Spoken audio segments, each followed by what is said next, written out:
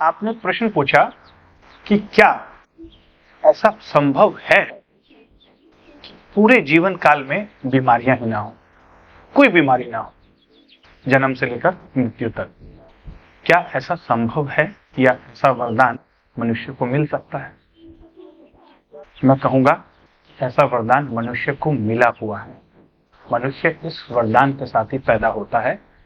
उसका शरीर केवल और केवल स्वास्थ्य जानता है, बीमारियां हम खुद पैदा करते हैं। कैसे? मैं एक्सप्लेन करता हूं। 3 प्रकार की डिजीजेज हैं। एक है कंजेनाइटल डिजीज, जेनेटिक डिजीज, जो पैदा होने के साथ ही शरीर में होती है। दूसरी है डीजनरेटिव डिजीज, जो कि ओल्ड एज में बॉडी के वियर एंड टीयर की वजह से होती है। अगर इन 2 चीजों को छोड़ दिया जाए तो जो बाकी सारी डिजीज हैं वो हम खुद पैदा करते हैं। और कितनी जल्दी आप एज करेंगे, कौन सी वियर एंड टीयर कितने दिनों में होगा, ये भी आपके ऊपर डिपेंड करता है कि आप अपने इस अमेजिंग फिजिकल बॉडी की मशीन को, ब्रेन के कंप्यूटर को, माइंड के सॉफ्टवेयर को और सोल के ऑपरेटर को कितना अच्छे से रखते हैं, कितनी देखभाल करते हैं इसकी। गारंटी कार्ड इसके साथ आता है। गारंटी कार्ड आता है जैसे मशीन्स का आता है। जब भी हम कोई इक्विपमेंट परचेज करते हैं, गारंटी वारंटी आती है। इसकी तो लाइफ लॉन्ग गारंटी और वारंटी है कि अगर आप जीवन के साथ भी और जिंदगी के साथ भी और जिंदगी के बाद भी, ये LIC की लाइन सुनी है ना आपने, ये आपके ऊपर भी लागू होती है। ये बॉडी इतनी अमेजिंग है कि जिंदगी भर साथ देगी और जिंदगी के बाद भी आप चाहें, अगर ये अच्छी कंडीशन में होगी तो आप इसको दूसरों को दान दे के जा सकते हैं। आपकी जो ये ऑर्गन्स हैं, जो मशीनें हैं, ये कई लोगों को आपके जाने के बाद भी जिंदगी प्रदान कर सकती हैं, बशर्ते कि आपने इस बॉडी के मशीनों को अच्छे से रखा हो, देखभाल अच्छे से की हो। तभी तो ये दूसरे के काम आएंगी ना। पहले खुद के काम के लिए और फिर दूसरों के काम के लिए इसे चलाया जा सकता है। तो प्रॉपर अगर हम एक जीवन शैली और जीवन को जीने का तरीका सीख जाएं तो इस बॉडी की केयर बहुत अच्छे से की जा सकती है और बीमारियों के बिना स्वास्थ्य के साथ रहा जा सकता है। जब भी हम कोई मशीन लेते हैं उसके साथ एक मैनुअल आता है कि इस मैनुअल में लिखा होता है इस मशीन को कैसे ऑपरेट करना है और कैसे इसकी टेक केयर करनी है, वॉश कैसे करना है, इसको रिपेयर कैसे करवाना है अगर आ जाए तो। क्या फिजिकल बॉडी का भी कोई मैनुअल है? क्या हमारी जिंदगी का कोई मैनुअल है? ये मैनुअल तो हमें पता नहीं है और दुर्भाग्यवश ऐसा कुछ मैनुअल हमें स्कूल कॉलेज में नहीं पढ़ाया जाता। कितना अच्छा हो कि अगर हम इस मैनुअल को जान जाएं, लाइफ का मैनुअल और लाइफस्टाइल का manual. Today's lifestyle, only style, no life in it. Today's life philosophy very shallow, creating stress, anxiety, depression and diseases. तो दोनों में बदलाव लाने की जरूरत है। लाइफस्टाइल को समझने की जरूरत है और लाइफ फिलॉसफी को समझने की जरूरत है। लाइफस्टाइल मतलब जीवन शैली, जीवन जीने का तरीका, और लाइफ फिलॉसफी मतलब जीवन के प्रति नजरिया, क्या होना चाहिए, दृष्टिकोण। अगर ये दोनों चीजें हमें पता हो, यही है मैनुअल ऑफ लाइफ, तो फिर जीवन भर स्वस्थ रहा जा सकता है। अगर हम आज से 500 साल पहले, 1000 साल पहले, 5000 साल पहले के इतिहास को देखें तो देखने को मिलता है हमसे ज्यादा स्ट्रांग थे लोग। इस पीढ़ी से, इस जनरेशन से, इस सभ्यता से ज्यादा समझदार थे, ज्यादा शानदार थे, ज्यादा जानदार थे, ज्यादा स्वस्थ थे। किसी की भी ले लीजिए आप, महापुरुषों की ले लीजिए, सभ्यताओं की ले लीजिए, या देवताओं के वर्णन की ले लीजिए, ऋषि मुनियों की ले लीजिए, जहां से भी आप देखना शुरू करेंगे, देख लीजिए महाराणा प्रताप, शिवाजी, रानी लक्ष्मीबाई, उस समय को देख लीजिए, उस समय के योद्धाओं को देख लीजिए, किसी भी कंट्री के, किसी भी सभ्यता के लोगों को देख लीजिए, उससे भी अगर पहले जाते हैं तो आदिकाल को देख लीजिए, उससे भी पहले अगर जाते हैं ऋषि मुनियों को और वैदिक काल को देख लीजिए। आज के कंपैरिजन में वो सारे स्वस्थ, आज हम बीमार हैं। जबकि मेडिकल साइंस आज हमारा इजाद है, टेक्नोलॉजी हमारे पास ज्यादा है। कारण एक ही है कि हमने लाइफ का मैनुअल समझा ही नहीं। उनके पास वो मैनुअल था।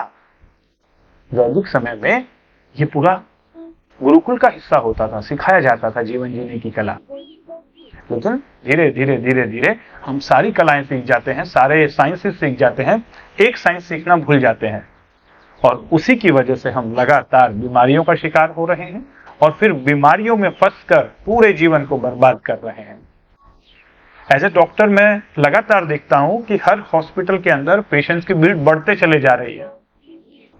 मैं बहुत सारे हॉस्पिटल्स के अंदर, बहुत सारे स्कूल कॉलेजेस के अंदर हेल्थ सेमिनार करता हूं और उन सेमिनार में उतनी भीड़ नहीं होती जितनी भीड़ हॉस्पिटल्स की ओपीडी एरिया में होती है। कारण सिंपल है, लोग बीमारियों से छुटकारा पाना चाहते हैं लेकिन स्वास्थ्य को जानना नहीं चाहते। उन्हें चाहिए कोई ऐसा मैजिक, उन्हें चाहिए कोई ऐसी मैजिकल पिल, कोई ऐसा इंजेक्शन, कोई टैबलेट जिसे खाएं और बीमार ही ना पड़े। ऐसा पॉसिबल नहीं है। स्वस्थ रहने के लिए बहुत कुछ करना पड़ेगा, उसको जानना होगा, स्वास्थ्य के विज्ञान को फिर करना होगा डेली बेसिस पर, तभी आप स्वस्थ रहेंगे।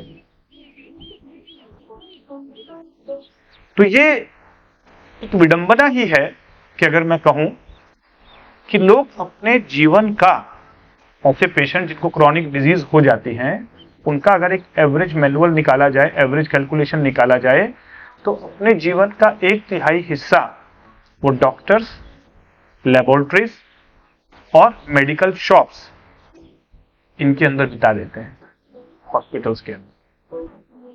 काश उन्होंने वो 1/3 हिस्से का भी 1/3 हिस्सा यानी 1/6 सा अगर अपनी लाइफ का अपनी हेल्थ को ध्यान देने में बिताया होता तो ये पूरा जीवन एक अलग ही डायरेक्शन में चलता।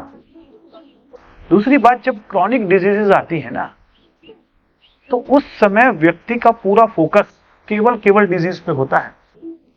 ना वो रिलेशनशिप पे ध्यान दे पाता, ना ही वो अपनी पर्सनल ग्रोथ पे ध्यान दे पाता, ना ही वो फाइनेंशियल और कैरियर की तरफ प्लान कर पाता।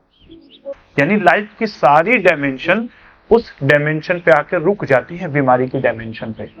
बल्कि मैं तो यूं कहूंगा कि उसके आसपास के सारे लोग, उनकी भी डायमेंशन अफेक्ट होनी शुरू हो जाती है एक पर्सन की वजह से। इसी को कहा जाता है disease burden, burden of disease. WHO इन सारी बातों को बताता है, बर्डन ऑफ डिजीज को। लेकिन बात यहां नहीं होती है कि हेल्थ को कैसे ठीक किया जाए, ये WHO भी नहीं बता रहा है। तो प्रिवेंटिव और सोशल मेडिसिन का जो एक सब्जेक्ट मेडिकल साइंस में होता था, जो MBBS में पढ़ाया था, जो मेडिकल साइंस में पढ़ाया जाता है, जिसको मैंने भी पढ़ा जूनियर फाइनल ईयर में, उस सब्जेक्ट को आज सबसे ऊपर लेकर आना होगा। सब्जेक्ट को प्रॉपर वे में और डीप लेकर जाना होगा। इसके अंदर हमें केवल कम्युनिटी मेडिसिन की बात नहीं करनी है, उसमें सबसे इंपॉर्टेंट पार्ट है प्रिवेंटिव मेडिसिन। यानी प्रिवेंटिव मेडिसिन नहीं बोलना चाहिए, इसको प्रिवेंटिव हेल्थ बोलना चाहिए, कि कैसे हेल्थ के विज्ञान को वापस से पुनर्जीवित किया जाए।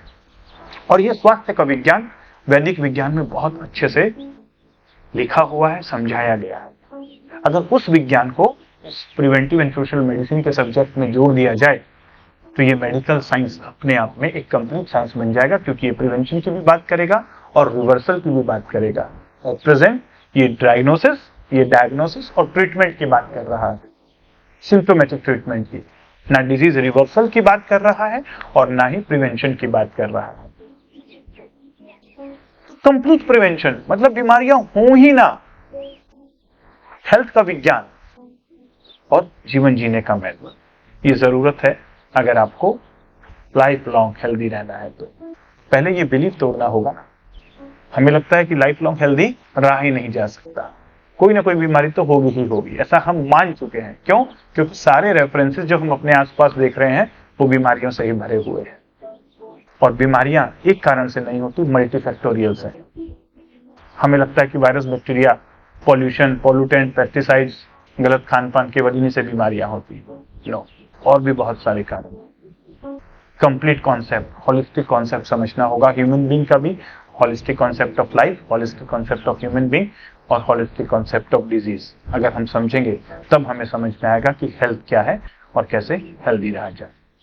आप भी अगर किसी भी हेल्थ प्रॉब्लम से जूझ रहे हैं या आप अपने आप को लाइफ लॉन्ग हेल्दी रखना चाहते हैं तो जुड़े हमारे साथ पॉजिटिव हेल्थ जोन की टीम के साथ, हमारे यूनिक कॉन्सेप्ट के साथ, जहां हम काम कर रहे हैं integrated holistic health care system पर, integration of various pathies with sympathy and empathy in holistic medicine, जहां पर्सन को एज ए होल समझा जाता है और एज ए होल समझकर उसकी डिजीज को रिवर्स करना सिखाया जाता है वैदिक विज्ञान और मॉडर्न साइंस के अद्भुत कॉम्बिनेशन के द्वारा।